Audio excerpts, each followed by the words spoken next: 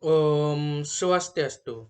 Om Awi Ganamastu Namasidam Sarwakarya Namaswaha. Om Anobadra Kartawayantu Wiswata. Semoga semua pikiran yang baik datang dari segala penjuru.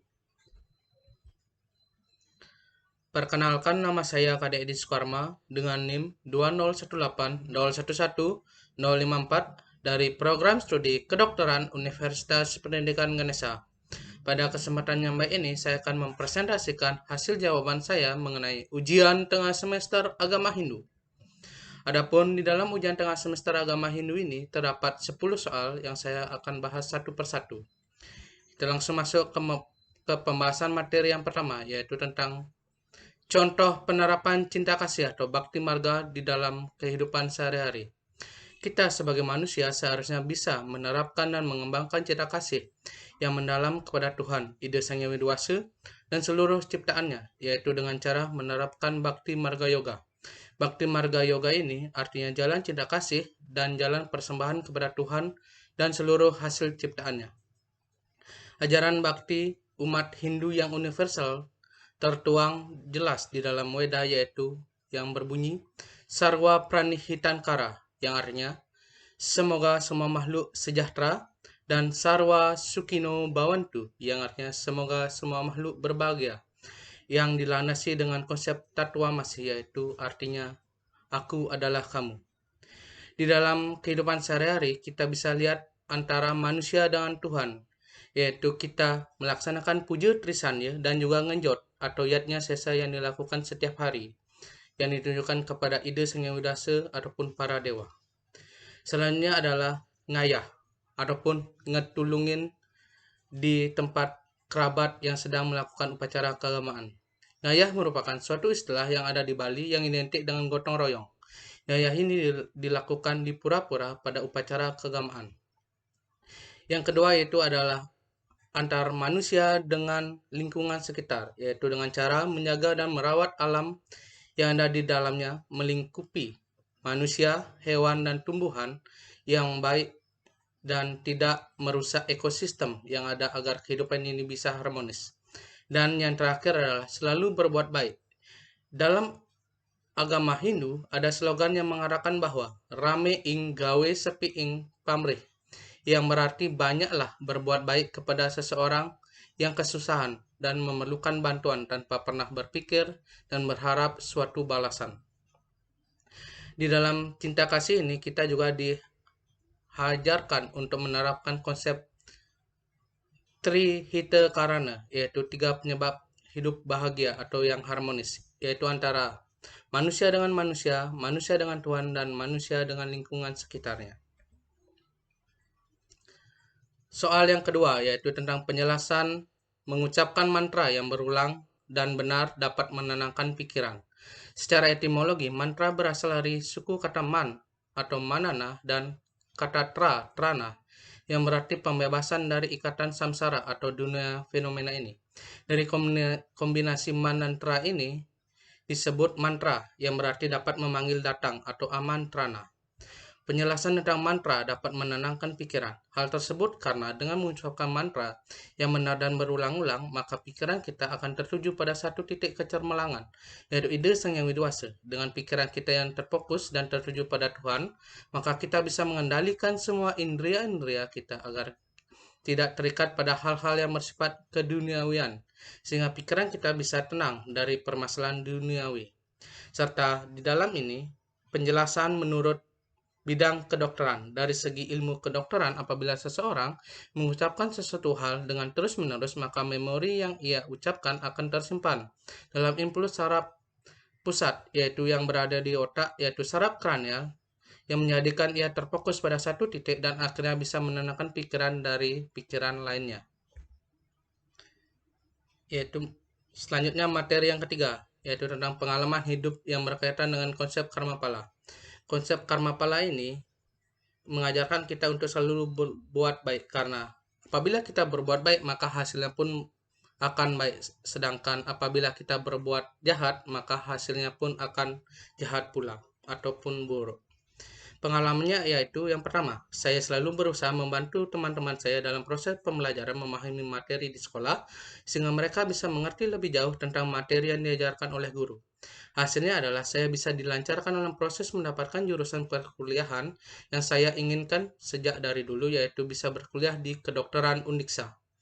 Selanjutnya adalah saya selalu berusaha membantu seseorang dalam kesusahan seperti memberikan pengemis makanan pada saat ia lapar. Hasilnya adalah apabila ada kesulitan dalam melakukan sesuatu, teman saya selalu bisa membantu saya meringankan pekerjaan tersebut.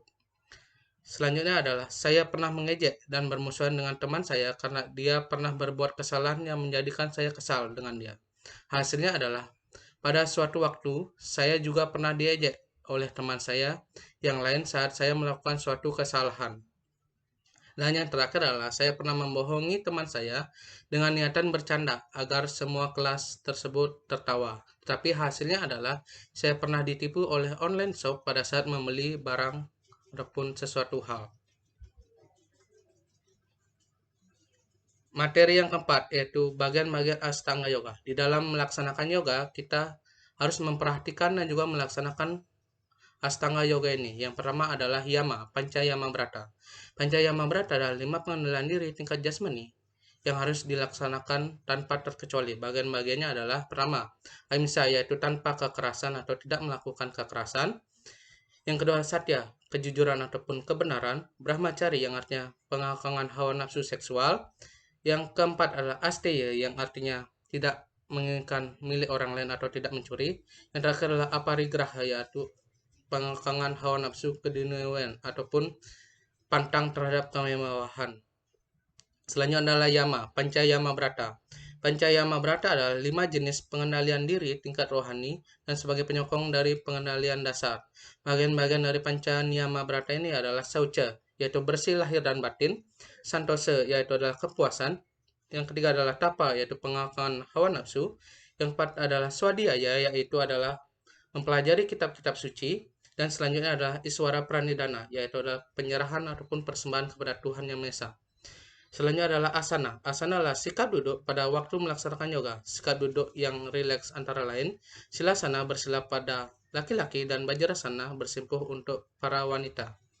Selanjutnya adalah pranayama. Pranayama adalah pengaturan nafas keluar masuk paru-paru melalui hidung dengan tujuan menyebarkan prana, energi ke seluruh tubuh. Bagian-bagian dari pranayama ini adalah puraka, yaitu adalah menarik nafas, kumbhaka adalah menahan nafas, dan recaka adalah menghembuskan nafas. Selanjutnya adalah pratyahara. Pratyahara adalah penguasaan panca indera oleh pikiran sehingga apapun yang diterima panca indera melalui syaraf otak tidak mempengaruhi pikiran. Selanjutnya adalah dharana. Dharana artinya mengendalikan pikiran agar terpusat pada satu objek terkonsentrasi. Selanjutnya adalah dhyana. Dhyana adalah suatu keadaan di mana arus pikiran tertuju tanpa putus-putus pada objek yang disebut di dalam dharana itu.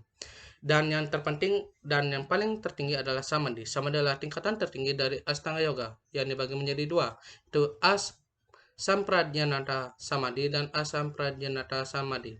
Samprajñanata Samadhi ini adalah keadaan di mana yogi masih mempunyai kesadaran, dan Asamprajñanata Samadhi adalah keadaan di mana yogi sudah tidak sadar dengan diri dan lingkungannya.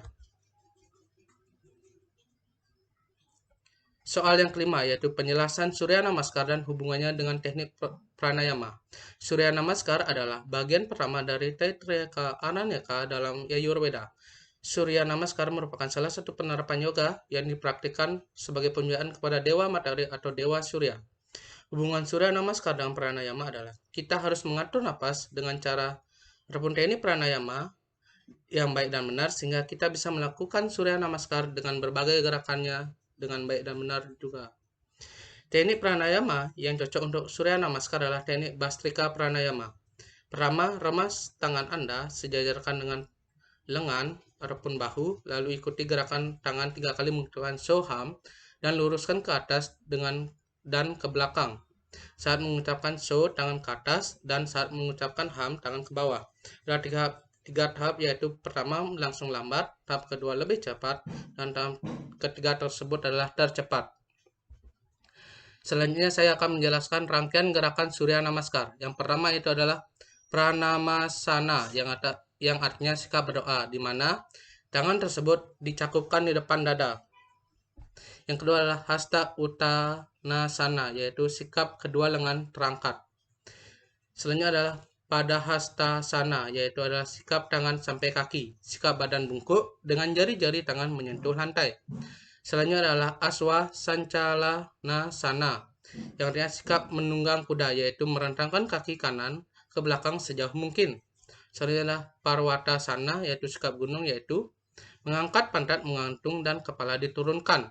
Selanjutnya adalah astanga namaskara, yang artinya pemberian hormat dengan 8 anggota tubuh, yaitu merendahkan badan sampai menyentuh lantai.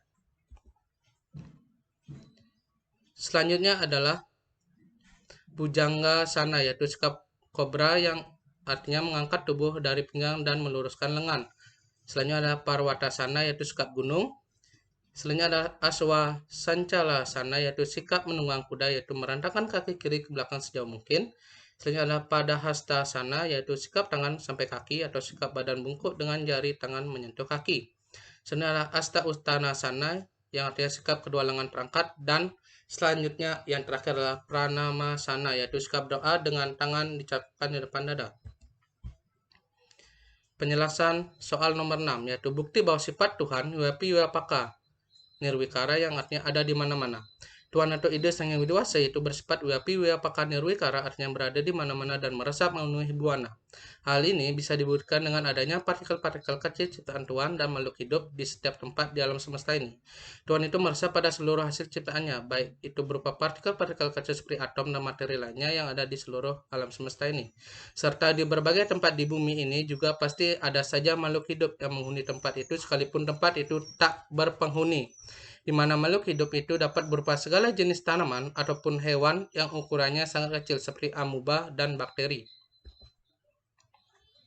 Selanjutnya adalah nomor 7, yaitu contoh penerapan cinta kasih yang diajarkan dalam Bhagavad Gita. Di dalam Bhagavad Gita, bab 3 sloka 19, yaitu yang berbunyi, Tasmat asakta satatam karyam karma samacara asakto hyacaran karma param apnoti purusa, yang artinya oleh karena itu laksanakanlah segala kerja sebagai kewajiban tanpa terikat pada hasilnya. Contoh dalam kehidupan nyata adalah ngayah, yang merupakan suatu istilah untuk di Bali seperti gotong royong.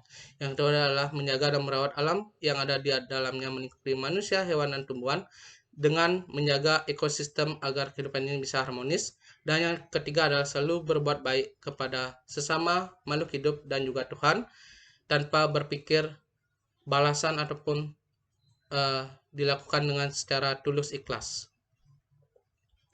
Selanjutnya adalah soal nomor 8, yaitu pengalaman hidup yang berkaitan dengan konsep karma pala. Yaitu yang pertama, saya selalu berusaha membantu teman-teman saya dalam proses pembelajaran memahami materi, sehingga hasilnya adalah saya dilancarkan dalam proses mendapatkan jurusan perkuliahan yang saya inginkan, yaitu berkuliah di Fakultas Kedokteran Universitas Pendidikan Ganesha. Selanjutnya adalah saya selalu berusaha membantu seseorang dalam kesusahan, seperti memberi makan pengemis. Hasilnya adalah saya selalu terbantu oleh teman apabila mengalami kesusahan. Selanjutnya adalah saya pernah mengejek dan berurusan kepada teman karena ia pernah berbuat kesalahan. Hasilnya adalah saya juga pernah diejek oleh teman yang lain apabila saya melakukan kesalahan. Serta yang terakhir adalah saya pernah membohongi teman saya dengan niatan bercanda, tetapi hasilnya adalah saya pernah ditipu oleh online shop pada saat membeli sesuatu. Materi ke-9, yaitu penjelasan tentang yoga asana penting untuk meditasi. Yoga asana penting untuk meditasi karena yoga asana ini merupakan gerakan duduk dan posisi sangat membantu dalam pelaksanaan meditasi, sehingga seorang yogis mudah terpusat dan terfokus pada satu titik, yaitu ide Sang Yang Widiwasa. Yoga asana ini juga berhubungan dengan bentuk latihan fisik serta melakukan teknik pernapasan pranayama dengan baik dan benar supaya bisa berkonsentrasi. Selanjutnya materi yang terakhir adalah syarat-syarat melakukan penyucian lahir dan batin bagi orang suci, yaitu pertama, selalu dalam keadaan bersih dan sehat lahir batin. Kedua, mampu melepaskan diri dari keterkaran duniawi, tenang bijaksana, mampu membaca kitab suci Weda, selalu berpedoman kepada kitab suci Weda, dan teguh melaksanakan tapa brata. Sekian presentasi dari saya mengenai ujian tengah semester. Semoga bisa bermanfaat karena esensi dari pembelajaran adalah bisa bermanfaat bagi diri sendiri dan orang lain. Saya tutup dengan Paramasanti. Om Santi Santi Santi Om.